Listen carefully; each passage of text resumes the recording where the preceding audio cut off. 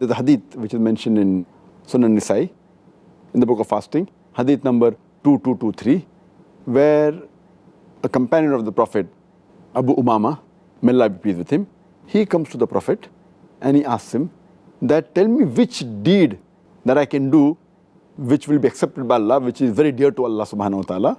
So Prophet said that you fast, you stick to fasting. Amongst all the deeds, he sticks to fasting.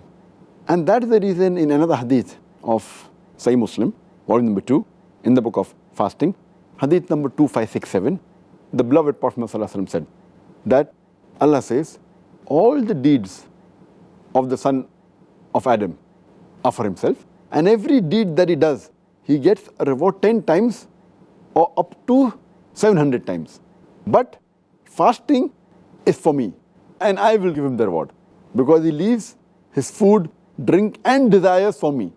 So that he says he will give the reward. That means in fasting, it will be much more, inshallah, even more than 700 times. So therefore, because it's only for Allah subhanahu wa ta'ala, Allah says that I will give the reward. And he hasn't disclosed, but it means that inshallah, much more than 700 times.